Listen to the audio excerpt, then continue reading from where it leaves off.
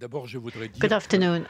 First of all, I would like to say that it is extremely important for the symposium to have been able to take place because there has been violent controversies on the topic of French foreign policy. Is the most violent controversy in it. At no time was there a methodical, serious, objective confrontation of views. I think it is extremely important. I would like to pay tribute to Alain Guillon and other organizations who insisted on this symposium taking place. And I think it is interesting to put it in its historical context, not to talk only about the tragedy, and to replace it within the context of the Great Lakes in Africa. And it is important because there's a lot of ignorance in France, and there are biases which are focused on.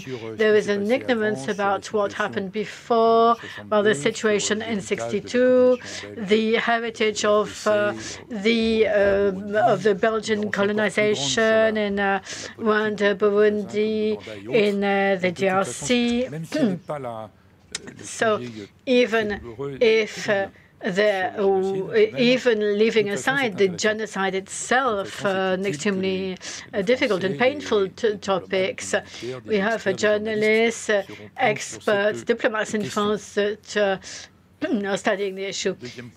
Second time, as everyone knows, there has been considerable pressure for this symposium not to take place. Not arguments against. I mean, those are normal. If you organize a symposium, you have arguments for and against. But that wasn't the case. There was pressure put on the senators who accepted to take the floor. Pressures on the Senate itself. It wasn't pressure from arguments, but Stalinist methods, i.e. trying to stop people from speaking, such as yourself, Madam, for example, stopping you from speaking. And that is unacceptable. It's totally unacceptable, especially at a time where in several European countries we see that there is a tendency to censorship, to McCarthyism, to suppressing any contrary voices, and that is unacceptable. You cannot accept it. So the idea that we have a symposium where there are different points of view expressed, I hope that one day there'll be a wider confrontation, but that gives us the opportunity to listen to voices which are not heard enough in France about the Great Lakes, because there are major efforts for them not to be published, not to be heard, not to have access to the public debate. So it is important for that symposium to have been organized so that those words can be heard. And the arguments employed are horrendous. What is the argument we see in articles and petitions signed by whomever? The word used is negationism. And that is hateful, because when you know what the shower meant, when you know what negationism means, it means precisely that there were no gas chambers.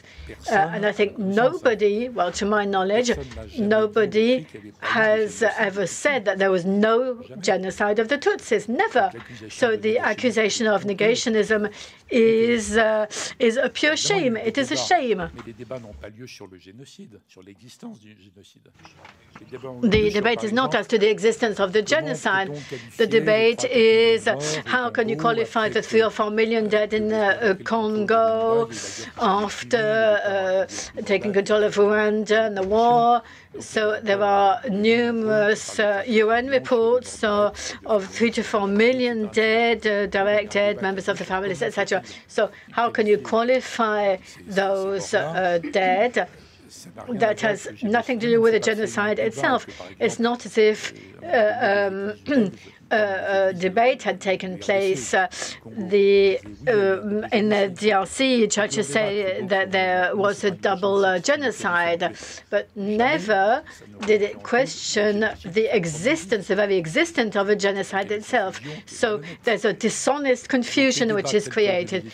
And the debate which I followed since I became interested once again in the topic was when I was Secretary General at the Élysée Palace. It was one topic amongst others. It was afterwards, after the questioning time and time again, that I became interested in that. So there are debates as to the origin, what gave rise to the genocide. That's a historical debate that you cannot forbid, that you cannot stop. That's what the debate is on, and the controversy. For example, in 1990, the attack of the RPF and the beginning of the civil war. Was that the beginning of the genocide? Was it to stop a genocide? Those are debates which are very painful from a human point of view, but they must be held. And in no case, can you affirm that there is negationism? And those who use the term to stop this symposium taking place means they don't have any arguments. They fear the confrontation of points of view. There is a nuance on the use of the term revisionism.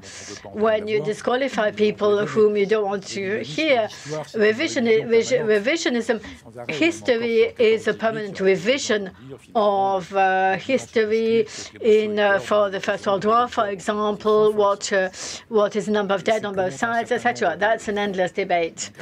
And what a number of speakers have shown is that the way in which the French policy at the time was presented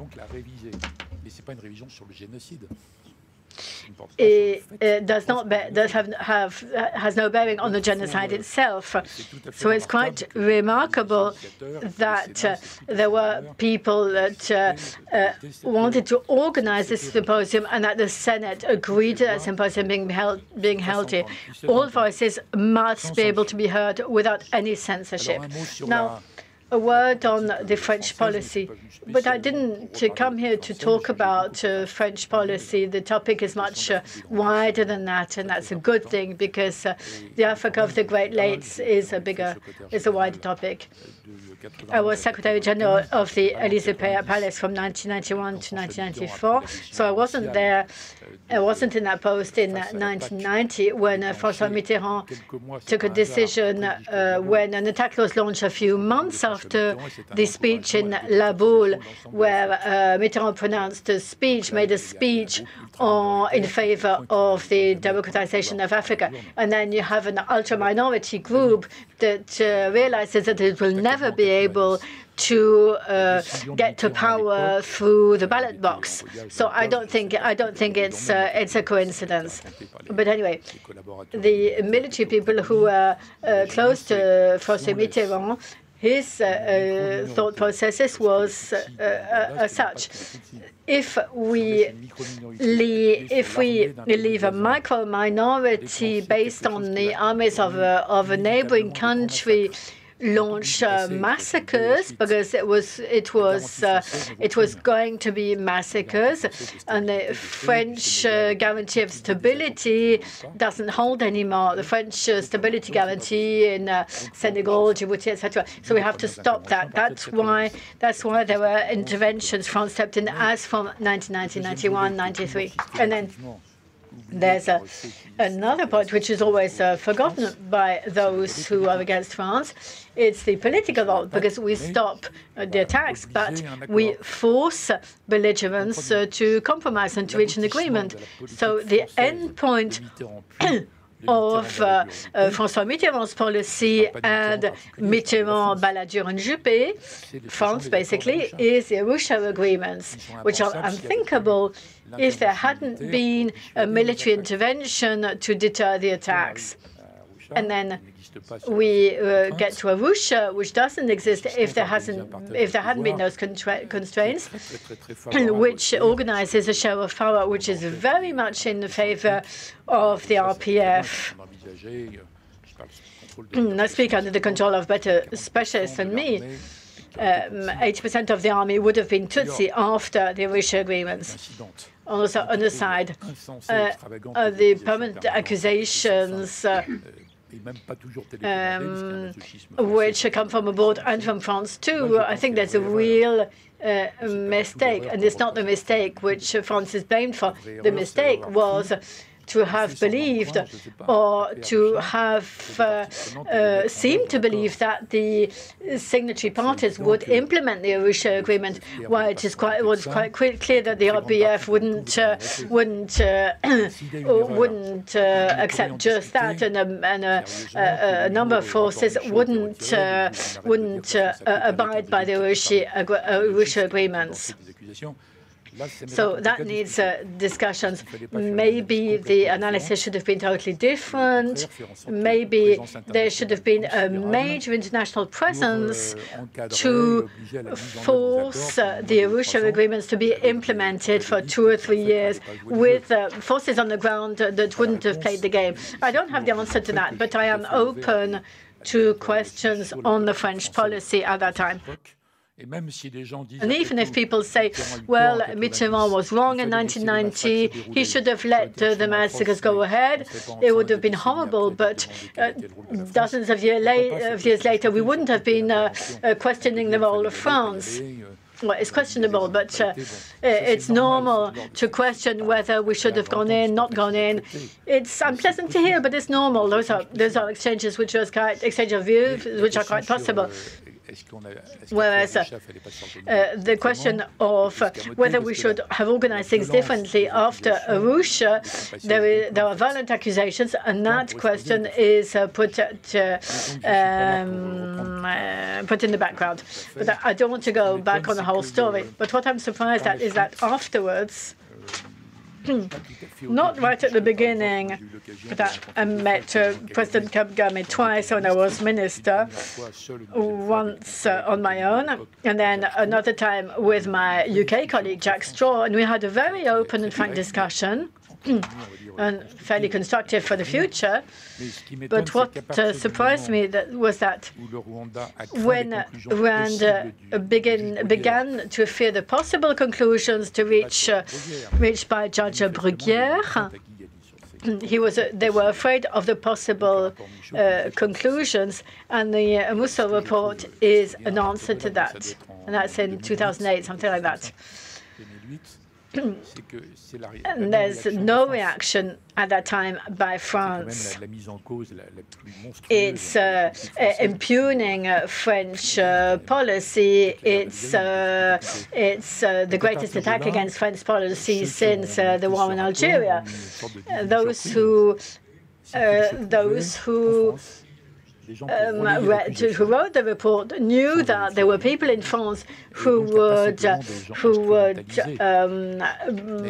pick up the accusation. So there's instrumentalization. There is also masochism in France. People are saying in France that the France of Mitterrand, Balladur, Juppé, Admiral Langsade was capable of that. So there are a number of people, about 50, who repeat that this and again. They think that it is thinkable. Right. They can be people of conviction, okay, fine.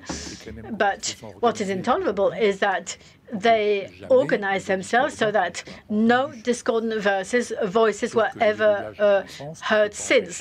But in France, you cannot stop Camonis, English, Canadians to investigate and to reach different conclusions.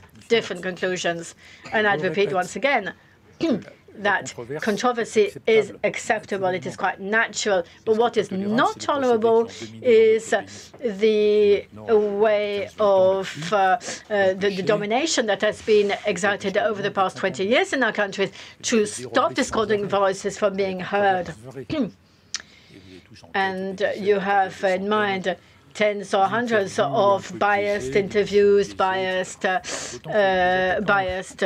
programs, etc.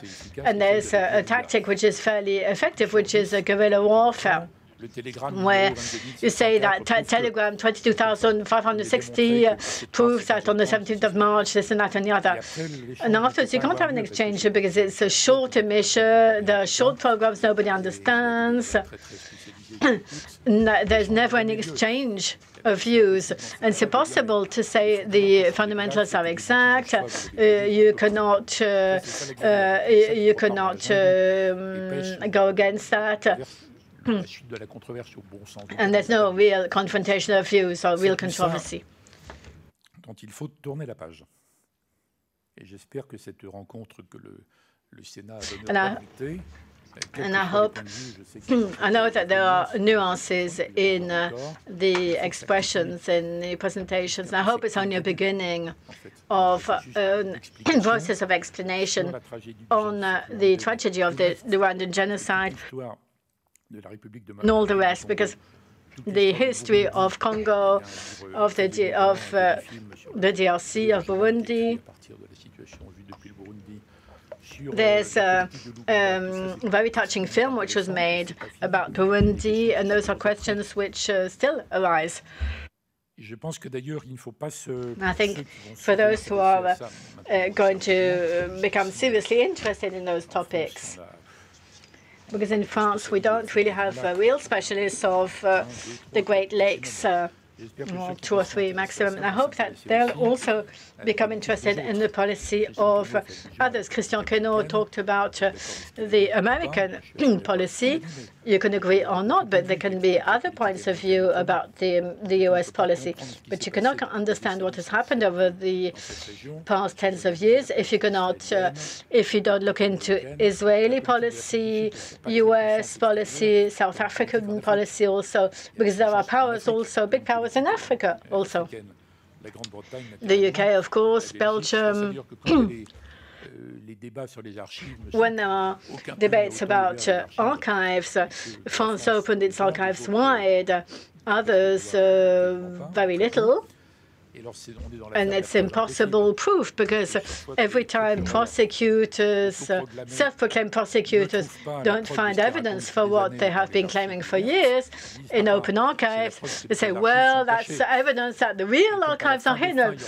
And when at the end of the day there is still no evidence, they say, well, the evidence has been destroyed.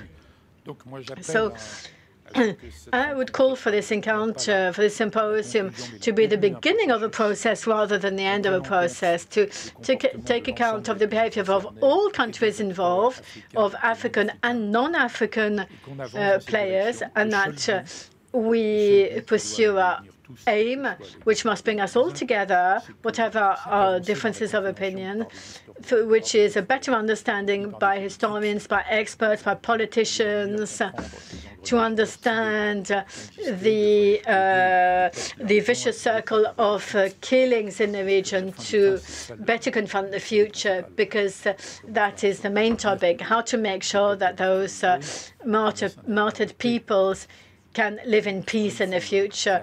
But we have to clarify to some extent. We have to turn the page at one stage, of course, but we have not reached that point yet. We still have to reach a degree of clarification for all the peoples involved, to look at the future with more confidence, with more trust. So the French question is important for us, French, of course, but we don't only think of France. We don't only think of the judgment which has been cast on French policy. We go much beyond that. And as it is your title, I think about the future of the peoples of Central Africa, and that is why I'm here today with you.